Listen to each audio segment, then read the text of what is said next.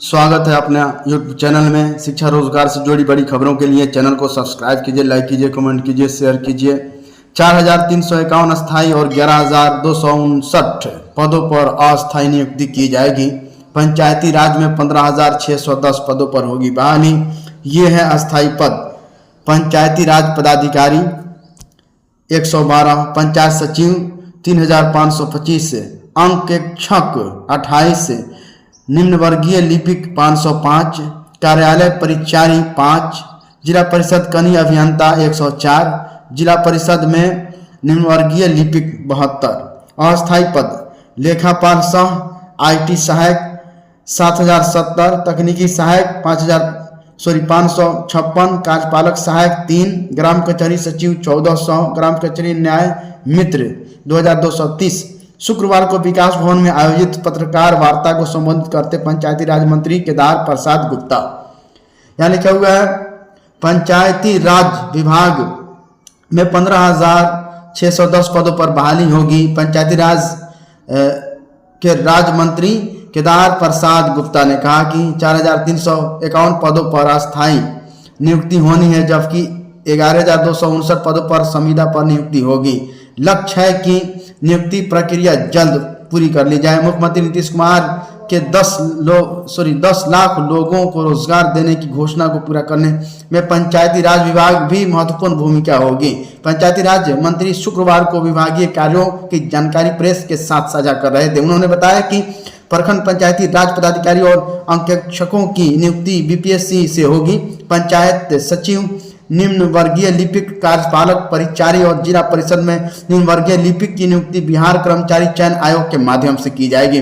विभाग में विभिन्न पदों पर नियुक्ति पूरी होने से गांव के विकास कार्य की ओर तेजी आएगी। मंत्री ने बताया कि मुख्यमंत्री सोलर स्ट्रीट लाइट योजना के लिए वित्तीय वर्ष 2024-25 में 3,090 करोड़ स्वीकृत किया गया है। अगस्त 2025 तक राज्य के 8,053 पंचायतों के 1,09,321 वार्डों में 10 से 10 सोलर स्ट्रीट लाइट लगाने का काम पूरा हो जाएगा। पंचायती राज विभाग के मुख्य सचिव मिहिर कुमार सिंह ने कहा कि अभी तक 4,126 पंचायतों में 16,397 वार्डों में कुल 1,65,903 सोलर स्ट्रीट लाइट लगा दिया गया है। सोलर लाइट लगाने के लिए कुल राशि 75% 15वीं वित्त आयोग की ओर से 25% षष्ठम राज्य वित्त आयोग की है। मौके पर पंचायती राज निदेशक हिमांशु कुमार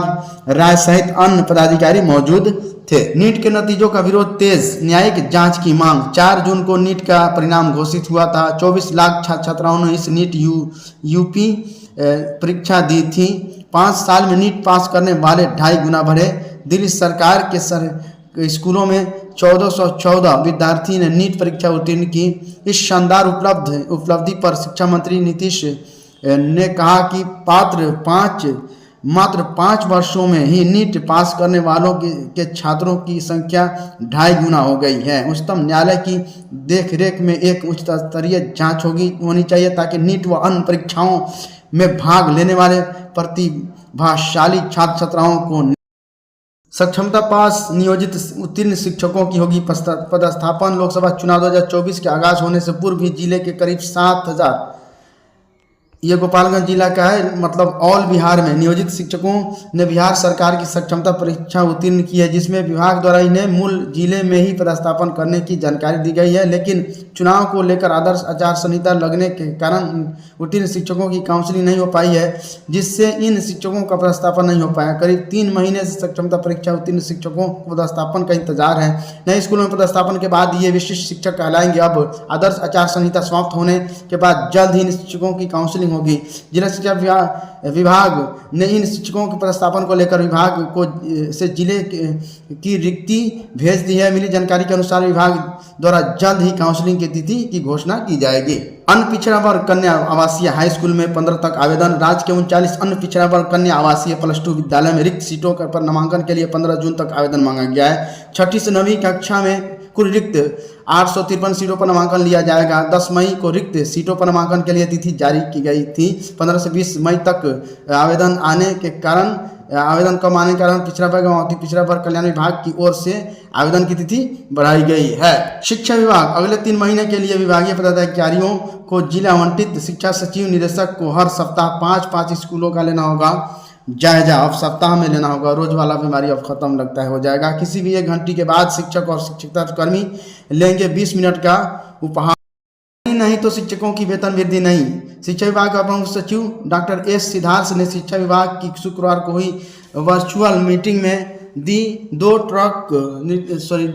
ट्रुक निर्देश दिए हैं कि ऐसे शिक्षक जो सक्षमता संवर्धन से जुड़ी जरूरी ट्रेनिंग नहीं लेंगे उन्हें वेतन वृद्धि का लाभ नहीं। तीसरे चरण की शिक्षक नियुक्ति परीक्षा जुलाई के पहले सप्ताह में होगी।